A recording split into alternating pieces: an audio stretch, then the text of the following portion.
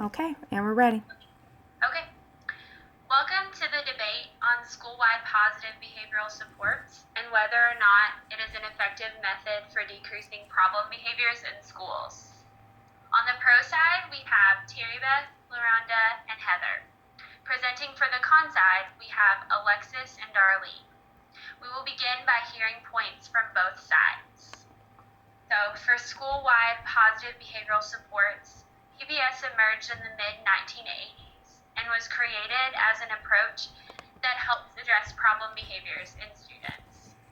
This approach involves several components, including database assessment, validated intervention strategies, systems that promote sustainability and utilization, and procedures to heighten community awareness and involvement. This approach involves person-centered planning, self-determination, and stakeholder participation. PBS operates on 3 tiers. Those are primary, universal, or secondary, targeted and tertiary, or individual interventions. And we have a chart to outline those interventions for you. Primary supports are designed to meet the needs of most students, or 80 to 90%. Secondary supports are designed to meet the needs of individuals who do not respond to primary support. These individuals are in need of a more specialized intervention. Secondary interventions are often delivered in smaller groups. Tertiary interventions are implemented to students, usually 1 to 5% of the school population, who are engaging in persistent maladaptive behaviors. These interventions are individually designed to meet the needs of the specific student.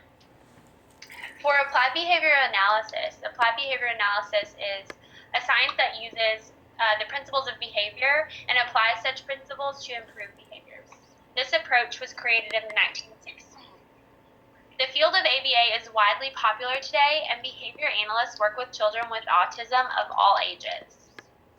There are several reasons why PBS is an effective measure for decreasing problem behaviors in schools. First of all, PBS can be implemented in a school-wide manner. PBS is not just implemented in one classroom within the school, but in all classrooms and in all settings within the school. Also, the same behavior guidelines are used throughout the school. This makes it easy for students to understand their expectations and understand that these are to be followed in every setting, whether it be in science class, at lunch, or in the library. This cohesiveness only adds to student success. Secondly, parental involvement is included in the PBS model. School-wide positive behavior support welcomes parent and family involvement. Not only is parent involvement essential in operating in the best interest of the students, but parental involvement is a requirement of IDEA. The Individuals with Disabilities Education Improvement Act of 2004 will help children learn better by promoting accountability for results, enhancing parental involvement using proven practices and materials, providing more flexibility, and reducing paperwork burdens for teachers, states, and local school districts. Next, staff members are on board with implementing the model in their school. One of the major components of this model in the planning process is the staff buy-in. Because the staff members are going to be the ones who are implementing the model, their perception of it is very important. The staff buy-in really helps ensure that teachers will have a desire to implement the model, thus ensuring that they will do so in a more effective way. Next, schools can effectively implement ABA principles through using the PBS model. Applied behavior analysis and PBS are closely related in that they both assess student behavior and use basic behavior principles to change it. Both PBS and ABA engage in person-centered planning, self-determination, and stakeholder participation. Many people in the ABA community actually hold the opinion that PBS is simply a more watered-down version of ABA principles. Next, PBS is individualized enough to be effective for all students. PBS offers primary, secondary, and tertiary interventions if needed. Because the model operates on a 3-tiered system, it allows for individualization. For example, if a group of students were not responding to a primary intervention, they could receive a more specific intervention or a secondary intervention. Finally, a student who is not responding to secondary interventions and is engaging in problem behaviors at a high rate might receive a one-on-one intervention that has been created specifically for them. This would be called a tertiary intervention. I am all finished. I think I'll turn it over to Alexis now. Thanks, Terry Beth. With the PBS model, there's a lot of components that go into it to make it successful. The school needs an extensive team of individuals that include the school administrator, several certified teachers, an individual to represent special services such as a counselor or therapist, a support staff member, school secretary, and family members. It is important to have team members who have strengths in different areas and can collaborate in a well-rounded team.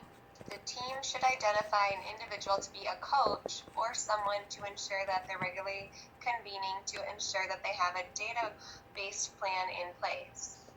Schools also need an 80% buy-in, which means that the staff must vote, and the school should ensure that both data entry and data output is readily accessible.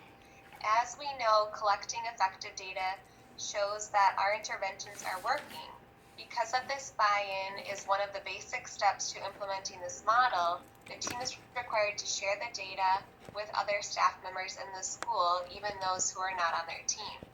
Simpson and colleagues recommended a way to share data with staff members is through a bulletin board or a newsletter, but this would be difficult because in fact, the behaviors can change very quickly, and at times, it would be difficult to implement an intervention immediately. Getting an extensive team together would be very difficult with short notice. Also, if the behavior intervention plans are implemented incorrectly, it can be difficult to change the student's behavior. Family involvement is a weak component. In fact, some focus groups have found that participation from families is a potential barrier in sustaining school-wide efforts. Getting families involved is difficult in the school system because it's not appropriate for parents to sit in on classroom routines, and it would be hard to have parent training in the home because teachers are not paid to spend their time in the homes of children, only in the schools. Fidelity can also be a big issue in the schools, in which it's difficult to train teachers to implement behavior intervention plans and treatment goals. A child in the classroom may want more attention than other students, and that is where a teacher needs to establish an intervention plan and not give in to the child for negative behaviors. PBS would call for data to be collected often and accurately. Those in the field of ABA would rightfully question the statement.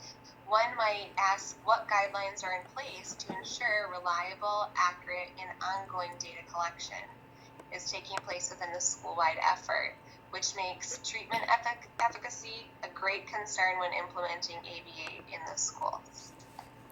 Thank you, Alexis, for sharing your views. As Terry Beth stated, IDEI mentions parent involvement as a way to help children learn better.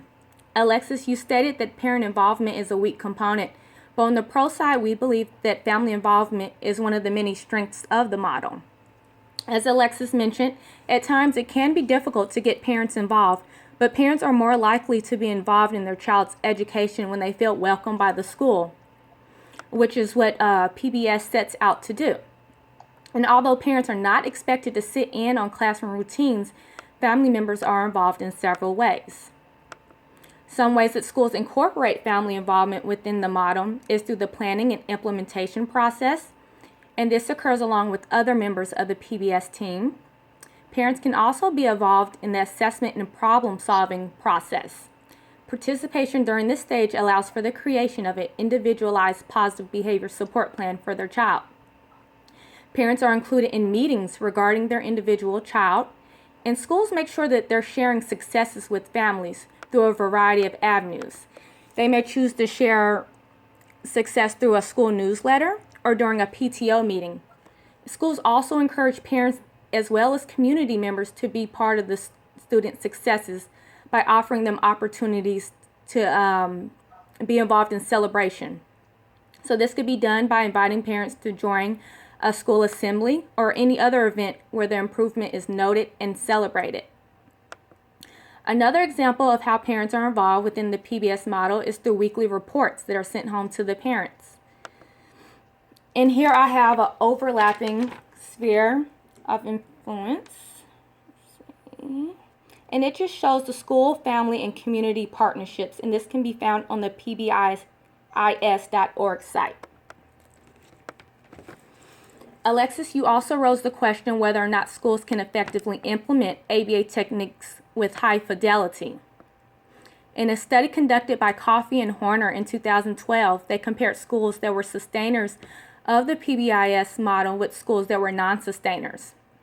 And the operational definition of sustaining was a minimum of 3 years of implementation, with the last 2 years demonstrating criterion levels of implementation fidelity with percentages of 80% or higher.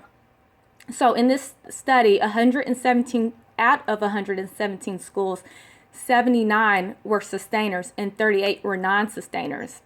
So this shows that more than half of the schools in the study were implementing with high fidelity. And when looking at the differences of sustainers and non-sustainers, there is a clear relationship between leadership and quality implementation. So I think the question is not whether schools can implement with fidelity, because data shows that it is possible. Schools that are not implementing with fidelity after the 3rd year should be looking at their leaders. And by leaders, I mean administrative support, since this is a key feature of sustainability and it's most strongly emphasized in literature. In fact, in this study, both sustainers and non-sustainers named administrative support as a key factor in whether or not they were able to implement with fidelity. Also, there are a variety of studies that shows teachers can be trained to implement effective interventions in their classrooms. Much research supports the fact that not only teachers can be trained, but parents, caregivers, and paraprofessionals can and have been trained how to implement these types of interventions.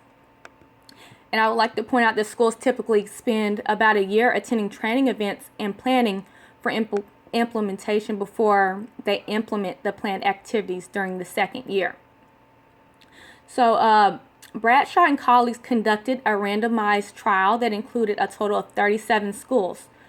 21 of those schools received training and 16 did not receive training in PBIS.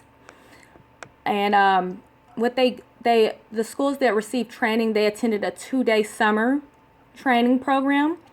And the results indicate that after just 2 days of training, 67%, which would be 14 out of the 21, of the trained schools achieved the 80% implementation levels by the end of the 1st year.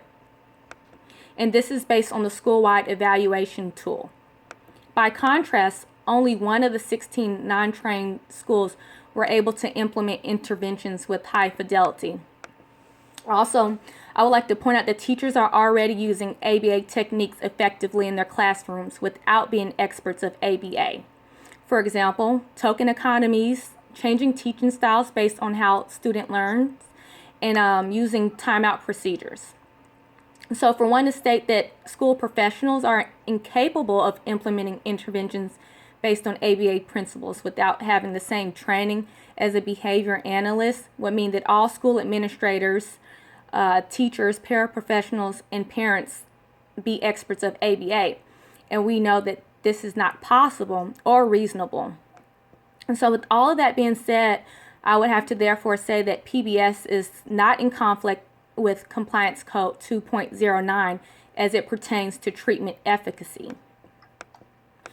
The con-side may also want to argue that the PBS framework is not individualized enough for students. According to Sheila Clolin, only 1 to 5% of student populations are needing tertiary levels of intervention. Interventions at this level are highly individualized, so that means that outcomes, data, and practices are identified for each one of these students on an individual basis. So yes, the framework is individualized enough for the students that fall into the 1 to 5%. The last point I would like to address refers to Compliance Code 2.11, which pertains to records and data. The PBS framework allows for the collection of reliable data. Office discipline referrals serve as a standard format for data collection, and they can be used to identify areas of intervention. For example, office referrals collected over several days or weeks may determine that many fights are occurring in a certain hallway. So because of the data collected, it can lead to an increase of monitoring in the hallway. A high level of office discipline referrals for a certain grade level can highlight the need for supports in the classroom. And to ensure that data is not only collected but used in a data-based decision-making process, many schools choose to use the school-wide information system. And this is a web-based program which graphs office discipline referral. And using this system allows them the ability to create instant graphs for behavioral incidents, which can be done per day, per month, by time of day, by specific behaviors, by location, and specific students. They may also choose to use points earned for desired behavior if they're using a point system, for example, accelerated reader. And lastly, attendance records could be used as a source of data. You have shared some great points, Loranda. However, there are components that are not effective when incorporating ABA with PBIS. For example, even though schools provide teacher training during multiple day sessions, does not mean that teachers are willing or know how to take it back and implement interventions correctly in the classroom and in various areas throughout the building. It takes a BCBA multiple years of training and studying to be able to observe, collect data, analyze the data, design interventions, and plan the intervention plans and implement ABA interventions. Is it really realistic to expect teachers with no ABA background to learn strategies, data collection, and interventions and implement them after a few days? Professional and ethical compliance code for behavioral analysis, codes 3.0.